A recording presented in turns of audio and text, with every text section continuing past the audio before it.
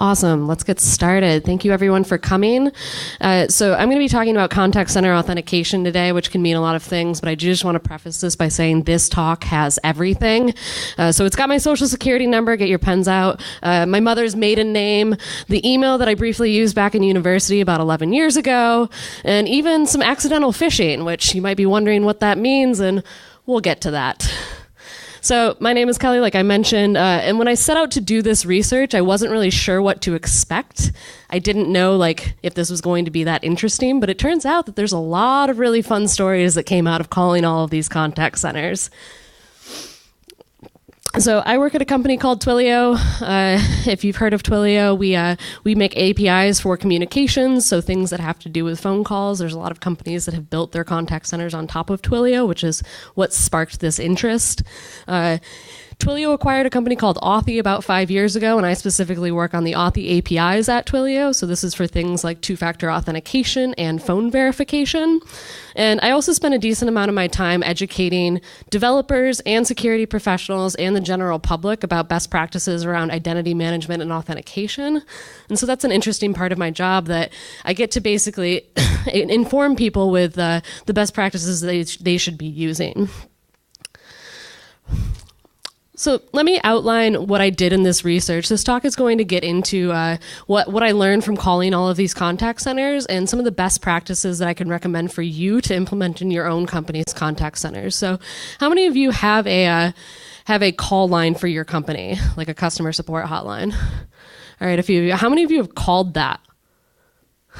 Oh, that's more than I expected. Good. Well, maybe by the end of this, you'll be inspired to call that hotline just to see how your company is doing security. So I had to decide who I was going to call. This involved places where I had an existing account. I wasn't trying to phish anyone besides myself. There had to be personal information tied to that account. So I was mostly doing information gathering, so asking about orders and data. I was talking to someone earlier. I would like to redo all of this research and just try to reset my password every time I talk to one of these companies. I think that would be an interesting follow-up to all of this research. The company had to have some kind of phone number that I could call, which surprisingly not everyone does. I mostly focused on domestic phone numbers. Usually these were US-based companies, but they at least had a USA phone number that was probably a 1-800 phone number. And when I say inbound calls, this was anything that I was calling into the contact center. And so there is this circumstance where the company will, like a Comcast or your utility provider, will call you from the contact center. And the whole way to authenticate that outbound call from the contact center is a different problem. And so that was outside of the scope of the research that I was doing here. Here are some examples of the places I called. Overall, at this point, I've called about 45 companies. It's pretty interesting. And that doesn't maybe sound like that many, but when you get put on hold with CVS for 30 minutes and then they immediately hang up on you, the time adds up.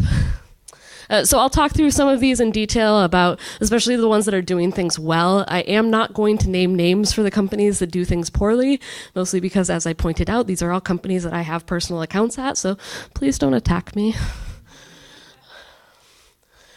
So my goal obviously was to get in touch with an agent in all of these places, and there were a few common ways to do that. So most retail, utility, insurance, those types of companies, they make it pretty easy for you to find their customer support number. So they have something that you can easily find on their website or through Googling, something like Comcast support. Like those types of places actually want you to be calling them instead of using some kind of online support.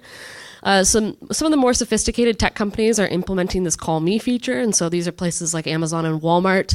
They basically allow you to input your phone number, and then when there's a support agent available, they will call you back instead of you having to wait on hold. This introduces a lot of cost savings and efficiencies into the contact center, which is a huge concern for most of these support centers. And so that's been one way that people are doing this. And then there's places that just don't have a customer support number. And so Facebook actually does, but then you call into it and they have an IVR, which is the interactive voice response. And they basically make you choose between the Facebook entities that you want to talk to. And so they have Instagram, WhatsApp, Oculus, Facebook. And when you go through the path to talk to Facebook, they just say Facebook does not offer over-the-phone customer support, and then they hang up. Lyft, I couldn't find a phone number for them. They might have one for the driver side of things, but I'm not a driver, I'm just a consumer, and so they didn't have anything that I could find with a consumer phone number. It appeared like they used to have one, but that phone number was no longer active. But then just for consistency, I focused on option 1 so that I would be the one calling into the contact center. Once you actually get to the contact center, and I was trying to talk to an agent every time so that I could get that kind of human interaction, there were a few common ways that they would try to identify you. The first one was that they would do basically a caller ID lookup on the number that you're calling in from, and they would try to automatically trace your number back to an account based on the number that you're calling with. I was always calling with my personal cell phone. Again, that would be an interesting follow-up to this research, is to try to call the places that did do the automatic detection with a different phone number and see how those companies managed the identification. Another way that they were tracking you down was through an automated system where you could input some kind of ID number associated with your account. And so insurance companies will do this. You can put in your insurance subscriber number. Apple does this. If you call in Apple support, you can input your device number on your phone or your other Apple device, and they will automatically look up your account with that information. And then finally, and this is pretty common, is just manually with an agent. Once you start talking to them, they'll look up your account by asking you for information about details that are tied to your account.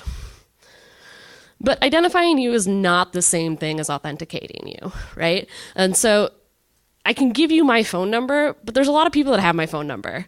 If you give somebody, a call center agent, my phone number, that's not guaranteeing that you're me, right? And so the authentication side of things is how we prove that identity.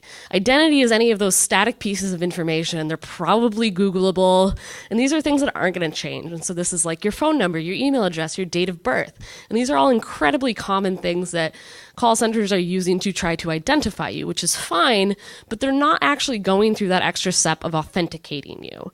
And the authentication in this case is doing something that proves that identity.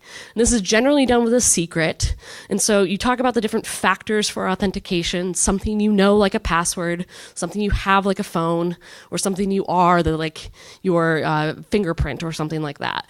And there's very few places that are taking advantage of the authentication route when you're trying to do the identity management over the phone. And this is a problem because they're not the same thing. Identity is not authentication, but we're constantly using identity and aspects of our identity to prove other aspects of our identity. And this is not good because I don't want to have to give my social security number to an agent on the phone so that they know who I am. And this is very, very common in contact centers. And there's reasons for this. There's the user experience that we have to consider. It's not the same as on a website. We can't ask people to input their password on a website or on the phone like you do on a website. Yelling at people to use a password manager is not going to be the answer here, because you don't want people to have to spell out a 16-digit multi-character special character password over the phone. So let's take a look at what I found. So here are some of the results of the types of identifiers that companies were using when I called in. Unsurprisingly, phone numbers were the most common. So there was a lot of places that were using their phone number to try to identify me. I grouped together things like account numbers on here so that you could, this would be anything like the Apple device ID, that insurance number. So things like that were tied specifically to that account. That was another pretty common way. Email is obviously very common, but sadly, only a few places actually used any type of authentication in the research that I did. And so these are all at the tail end of this chart. And these were things like PIN numbers, one-time PINs. This is something that AT&T does. SMS 2FA was more common than other types of secrets, but still not very common. Service codes, I'll talk about how those were used. This password that was used, that wasn't actually like a verbal password or anything that was intended for the phone experience. That was a shipping company actually just asked me for my online login password. I think they wanted to impersonate me, and that was the only way they knew how to do. And then calling me is also a form of authentication.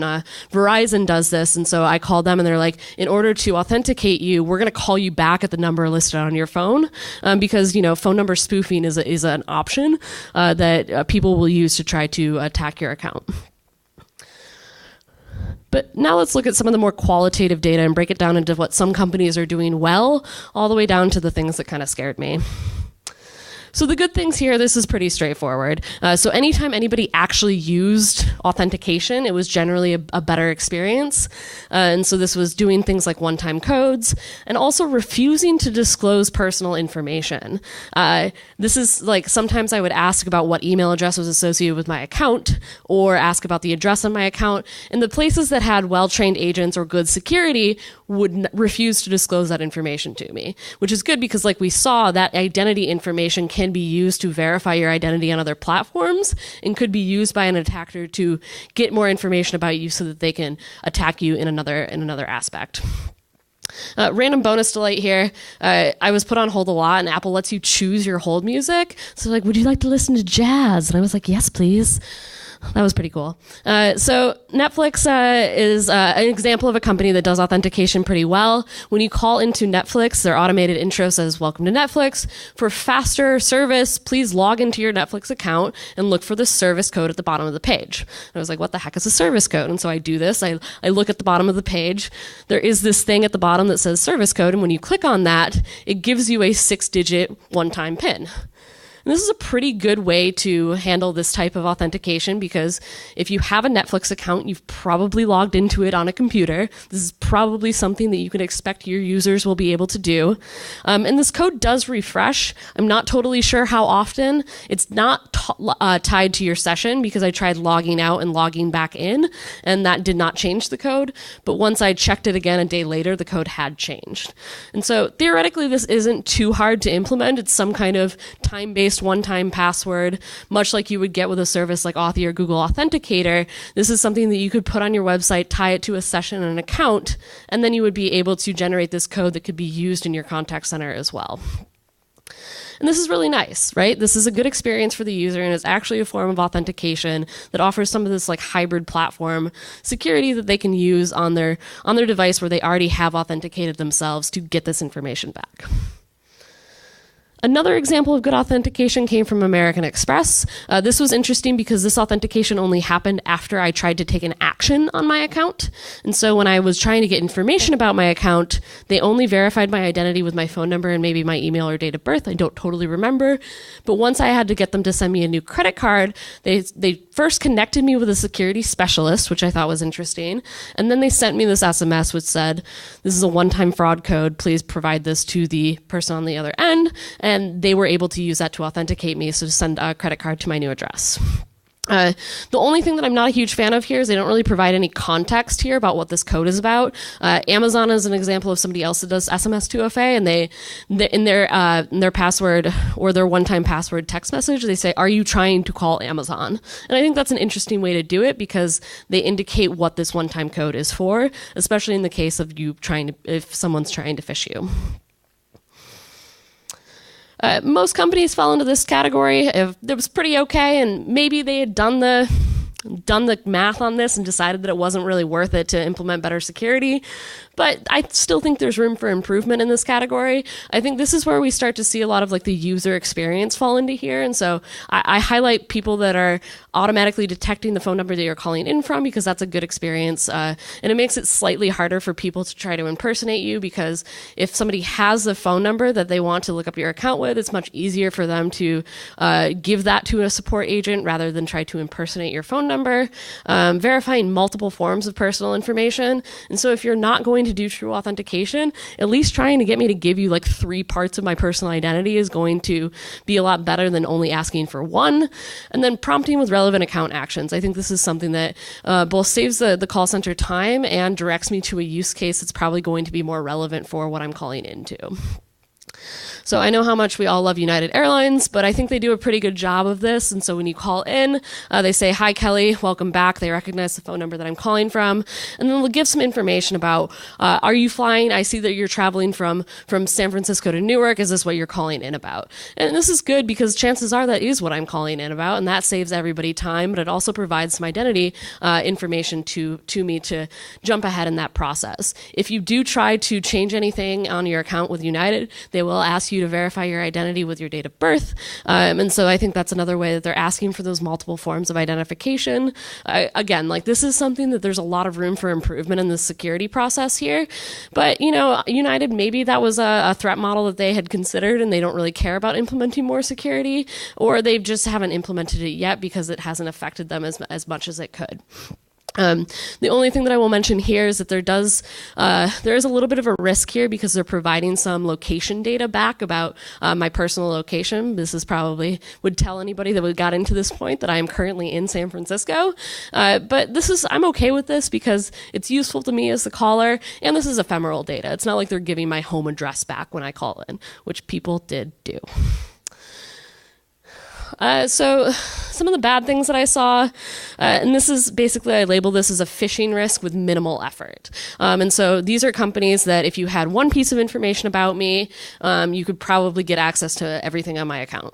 And this was also very, very common. So identity that they're using, especially if it was only one or two pieces of identity, it would be very, very easily accessible public information. So these would be things like my phone number, my email, or my date of birth. There are a lot of people that know that information about me that could probably use those to attack my account. And then there's requiring a social security number, which I don't have time to get into today, but social security numbers are not secrets. They're not secrets. They are public information, and they were issued serially until 2011. Was anybody here born after 2011? No, we can probably narrow down your social security number just if we know your date of birth, which a lot of people know. Don't use social security numbers. So these are the really, really bad things that I saw. So there were companies that were just giving out identity information. And so this happened with multiple utility companies that I called. This was them trying to be helpful in a way that I do not like, which you call in, they recognize my phone number and they say, "Hi, are you calling about your account at 123 Main Street?" And I'm like, ooh, that's a little much because that address information, if somebody was trying to dox me or attack me, that would be a really easy way for them to get that information. And it's also something that's not going to change very quickly, like a flight schedule. That's information that could be used in a lot of harmful ways. This also came in the form of people that were offering kind of the affirmative questions, like, is your username Kelley1234? And that's another way that the agents are trying to be helpful, but they're giving me information about myself that could be used for me to attack that account. And so this happened when I called a financial services firm. This was really bad because they let me reset my 2FA and my password. These were things that I legitimately needed to do, but they only ever asked me for my phone number. And they let me reset my 2FA and my password. And in that context of that call, they gave me my username without me ever asking for it. That is very, very bad. The agent should not be able to do that. But in this category is where I accidentally phished a major hotel chain. And so this happened a couple months ago. I called in to get a copy of my latest stay. I needed the email receipt so that I could expense it. So the system immediately said it didn't recognize the phone number that I was calling in from, so please input your phone number and we'll look up your account that way. So I did that. I inputted my phone number, and I got connected to an agent. The agent looks up my stay based on my name and the specific hotel that I had stayed at, and then sends me the receipt. She says, she asked me for my email to send it to, and she said, it might take a couple of minutes for it to send. I'm like, yeah, I know that can happen. So I didn't really think much of it when I didn't get the email right away. And so I asked her about the phone number thing from the beginning, just kind of wondering if me inputting my phone number had actually pulled up my account. And she said, no, I looked up your account based on your email. And I was like, oh, okay, cool. What is the phone number on my account then? This is the only phone number that I would probably have put on that. She gives me that phone number. I'm not trying to be malicious here. I was genuinely just confused at this point. She gives me the phone number attached to that account. It is not my phone number. I write the phone number down because I'm very curious. And so after that, the worst part about this is she's like, would you like to change it to your phone number? Because I reacted being like, oh, that's not my phone number. And I was like, yes, I would like to change this to my phone number, not thinking that I was, on someone else's account at this point. I was just like, some information got switched around here that I want to update to my own. So I hang up the phone, I go check my account online, and sure enough, there's no phone number attached to that account. I still haven't gotten this email receipt at this point either. And so I look up the phone number because I work at a company that has an API to do this. This is a very public API. Again, I wasn't doing anything nefarious here, but this phone number belonged to a Kathy Robinson. My name is Kelley Robinson.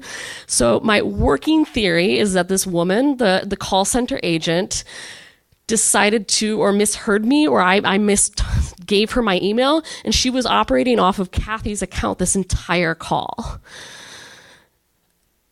I'm really sorry, Kathy. I changed my phone number, or your number to mine on that account.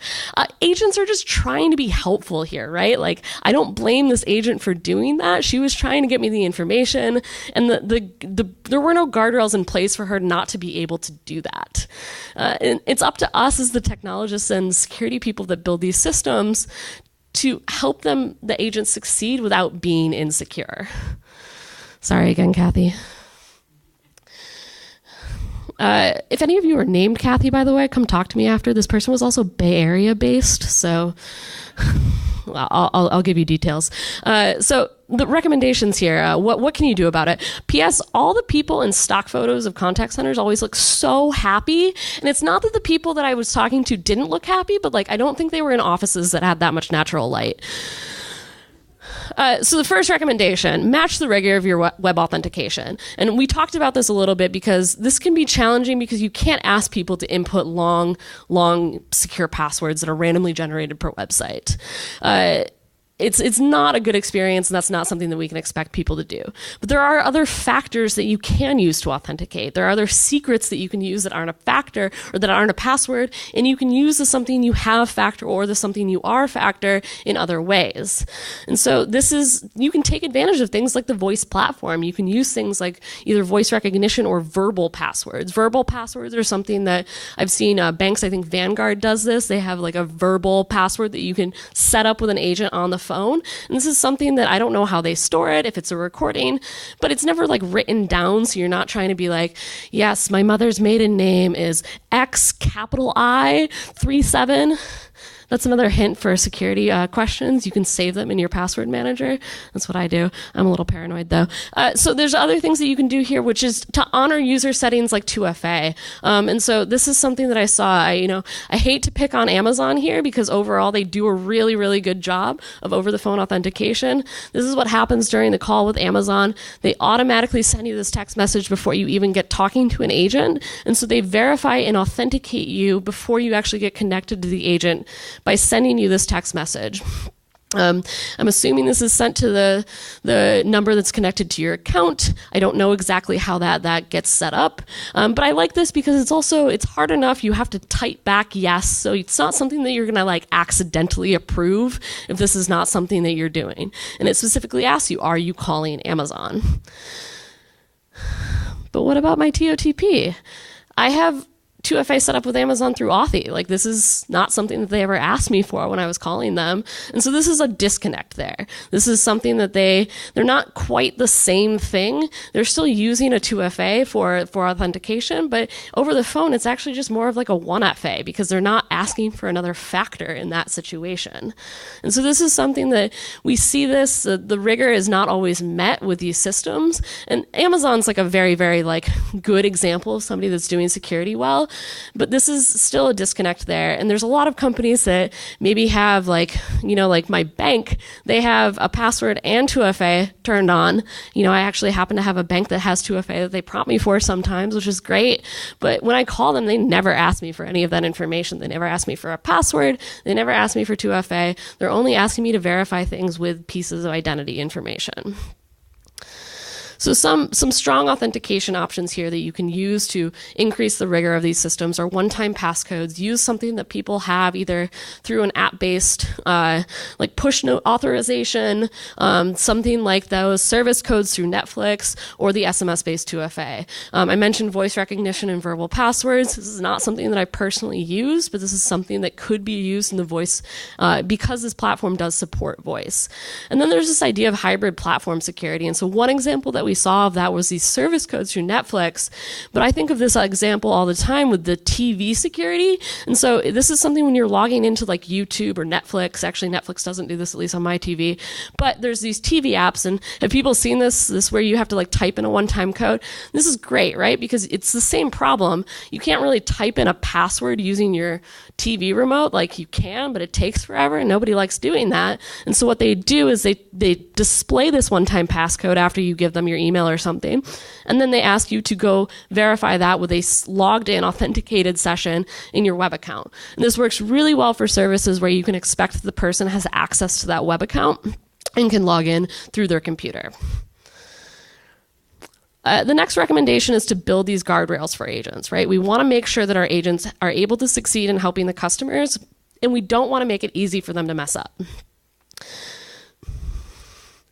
And so one way we can do this is limit caller information that's available to agents. Like you could display everything about the user record, but the agent probably doesn't need to know all that information depending on what the user is trying to do. Especially if they're just calling in for basic information, maybe about the orders on their account. They might not even need to know the address that those orders were shipped to. You can only expose information to the agent after the caller is authenticated. And so this is a little bit harder to implement because you have to have that kind of like tied in together. But this is something that also limits the exposure to the caller and to the company that's building the call center. This is something that Amex did. Having that small set of agents especially trained to do the high security options. And so that limits the scope of who you have to train in the extra security. And that also makes sure that like those people are probably going to have a better experience overall because they're more likely to be connected to somebody that knows how to detect fraud and help them out in a good way. And then there's this idea of silent authentication. And so these are things that you can do to save yourself time. So these are things that you can do before you ever actually get on the phone with the caller, connect the caller and the agent together.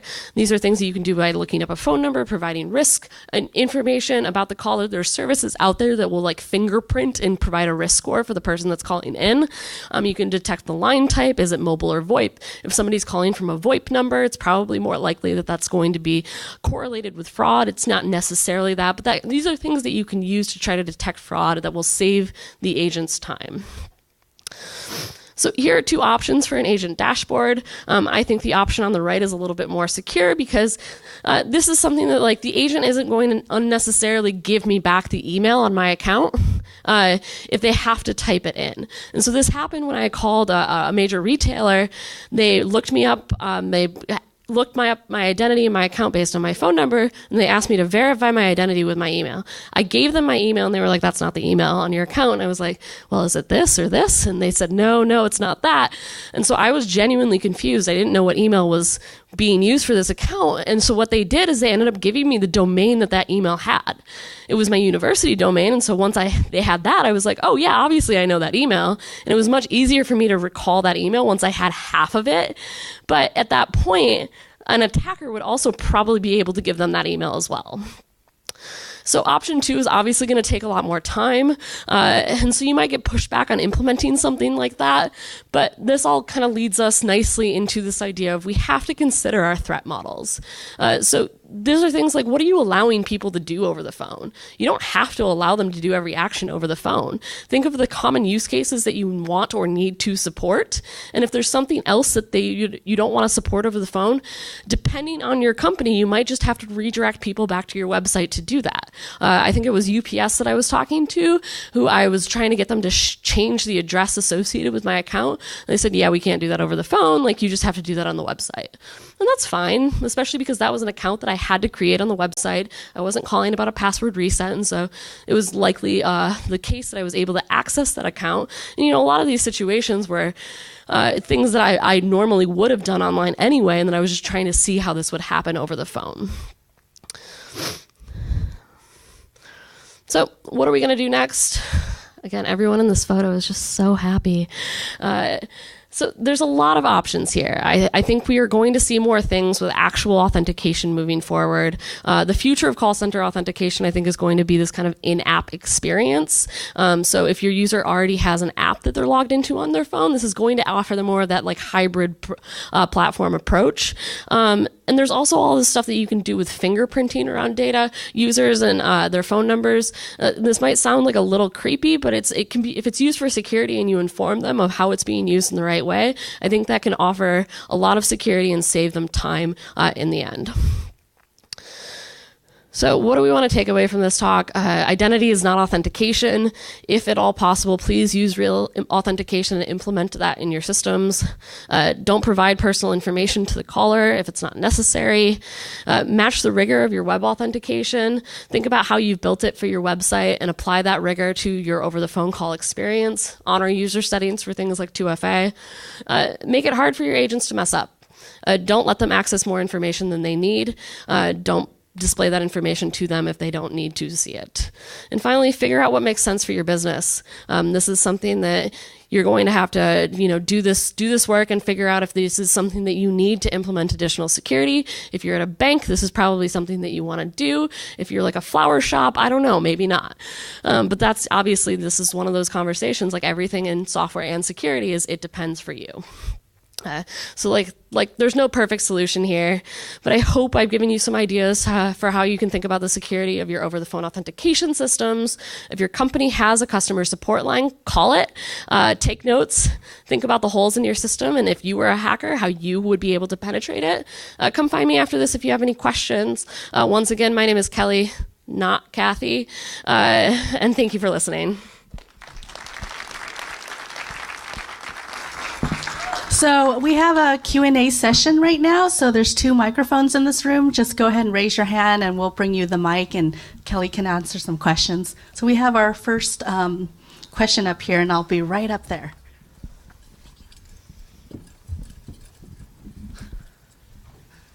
Your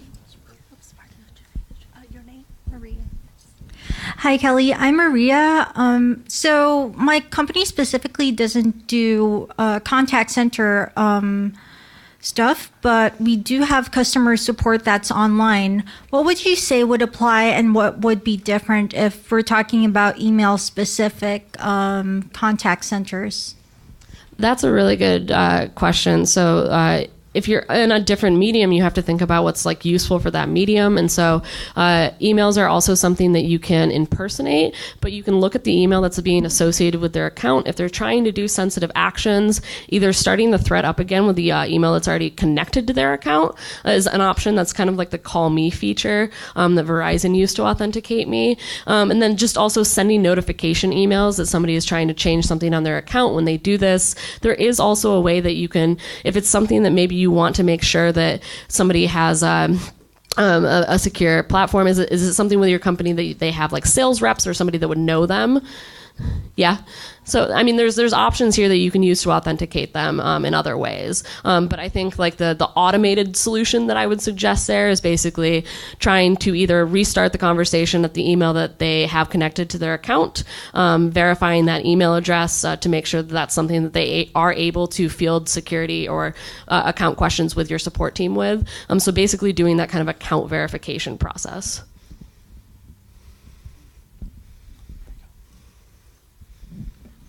Hi, Kelley. A lot of your suggestions, which were great, by the way, assumed that the user could log into their account. And I have a sense that it's a fairly common situation for people to call a support line because they can't log in.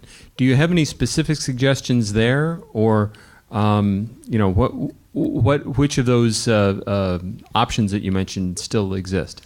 Yeah, account recovery is a totally different scope of problem here. And as I mentioned kind of at the beginning, I think that's kind of like the next level of research that I'd like to do is call back all of these companies and try to reset my password.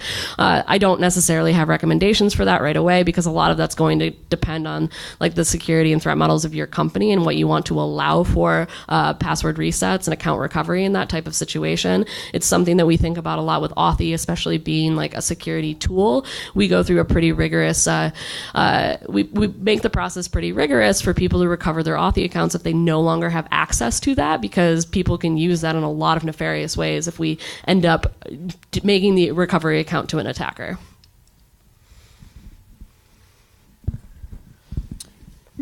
Kelly. Close. Kelley. So the California Consumer Privacy Act is going to come into play in about less than a year. And one of the mandatory methods is a 800 number in order to do that. So I'm looking at this and thinking that we should be kind of worried, because one of the things they have to do is a good authentication. Otherwise, there's a risk of breaching. And then now they have an issue and right of private action on a breach. So seems like this is pretty opportune, right? Yeah, I don't know a ton about that legislation, and if my suggestion there is if you're somebody that needs to then have a 1-800 number, but you want to still limit the sensitive actions that are available to do over the phone, that could be an option. I don't know if the legislation prohibits that and makes you be able to do everything over the phone that you can do online. I would be kind of surprised if that was the case, but of course I could be very wrong about that. But yeah, we should all be concerned. That's a major takeaway of this, right? Every security talk, be more paranoid. Do we have any more questions from the audience? I'll be around all day. If you have any other questions, come find me today or tomorrow. Thank you. Thank you. And we have lunch set up for you at City View, so please enjoy lunch, and we will be back here at 1:30.